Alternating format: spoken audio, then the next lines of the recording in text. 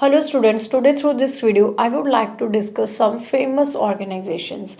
बहुत सारे स्टूडेंट्स ने रिक्वेस्ट किया है कि मैम फेमस ऑर्गेनाइजेशंस के बारे में हमें इंफॉर्मेशन प्रोवाइड करो। क्यों? क्योंकि they feel monotonous by using the word government for the writing module.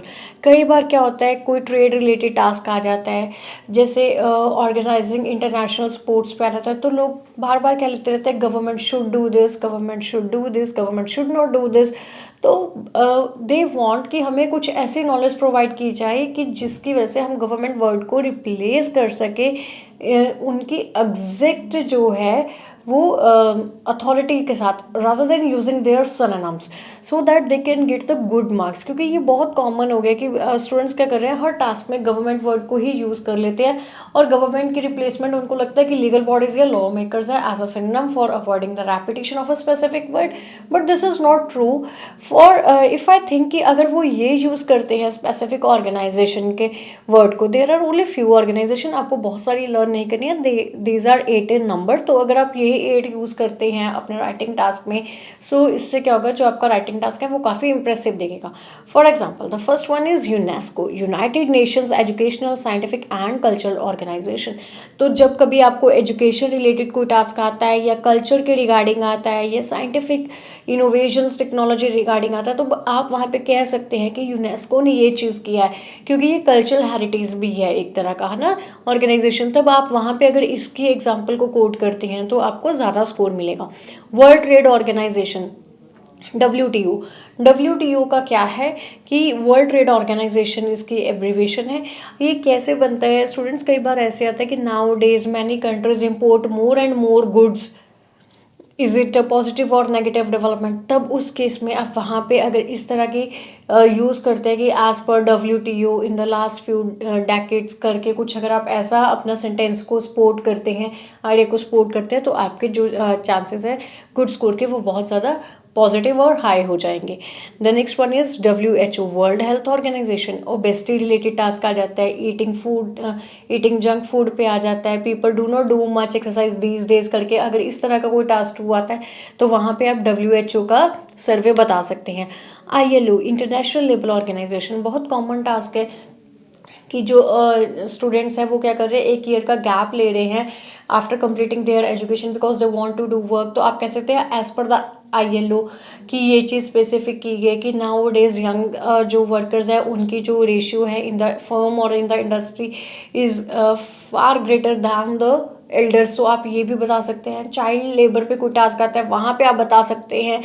Equal remuneration पे आपको कई बार टास्क आ जाता है कि दोज पीपल, जैसे मैंने प्रीवियस वीडियोस में इंपॉर्टेंट एसेस में डिस्कस किया है कि हायर पोजीशन पे जो लोग हैं उनको जो काफ़ी देर से कंपनी के लिए काम कर रहे हैं उन्हें हायर पोजीशन पे प्रमोट कर देना चाहिए। तो उस तरह के टास्क में आप ILO की as per the international labour organisation की ये चीज़ बोली गई है, ये चीज़ को वो सपोर्ट करते हैं, तो आप इस तरह के वर्ड्स को यूज़ कर सकते हैं, इस तरह के एब्रीवेशन को, instead of using the word government again and again in your writing task. The next full form is OPEC, Organization of Petroleum Exporting Countries। तो ये क्या है, ये बहुत कॉमन राइटिंग टास्क है कि अगर फॉसिल फ्यूल्स के प्राइस इंक्रीज कर दिए जाएं, कोल पेट्रोल के, तो जो एयर पॉल्यूशन है वो कंट्रोल हो जाएगा, फाइन। या फिर इन चीज़ों के ऑल्टरनेटिव सोर्सेज ढूंढ लेने चाहिए, तो वहाँ पे आप इस तरह के एब्रीवेशन लगा सकते हैं, इस बॉडी को हाईलाइट कर सकते हैं। ये इंटरनेशनल बॉडी है जो डील करती है पेट्रोल टर्म्स के साथ। IUCN, international union for conservation of nature and natural resources, इसको ऐसे भी जाना जाता है जब भी आपको डिफॉरेस्टेशन, एनिमल प्लांट बायोडाइवर्सिटी के रिलेटेड, ग्लोबल वार्मिंग, या फिर आता है कि जो these days people are cutting trees recklessly without considering its pros and cons, they are promoting the concept of deforestation. क्यों हो रहा है ओवर फिशिंग, क्यों हो रहा है, नेचर को क्यों हार्म कर रहे हैं लोग, तो नेचुरल रिसोर्सेज को क्यों एक्सप्लॉइट कर रहे हैं, तो वहाँ पे आप IUCN के स्पोर्टिंग आइडियाज के लिए यूज़ कर सकते हैं IUCN को। And the next is OECD, organisation of economic cooperation and development. Developing countries को लेके बहुत बार टास्क आता है कि डेवलपिंग कंट्रीज़ जो हैं उनको असिस्टेंस लेनी चाहिए डेवलप्ड नेशन से, ठीक है, इधर इकोनॉमिक लेनी चाहिए या फिर उनको नॉन फाइनेंशियल असिस्टेंस लेनी चाहिए for the development and for the growth. उस केस में आप इस ऑर्गेनाइजेशन को वहाँ पे यूज़ कर सकते हैं। And the last one is IOC, international Olympic committee. एक टास्क बहुत पॉपुलर है राइटिंग टास्क का, government should spend more money for organizing the international sports. However, other think that it should be used by the government for other things. Discuss both the views and give your opinion. तो वहाँ पे आप इस body को highlight कर सकते हैं, IOC को, इंटरनेशनल ओलंपिक कमेटी को। और वैसे भी कई बार स्पोर्ट्स रिलेटेड या गेम्स रिलेटेड आ जाता है, तब आप वहाँ पे इनके जो आइडियाज़ है, इनकी जो सेइंग्स है, उसको हाईलाइट कर सकते हैं।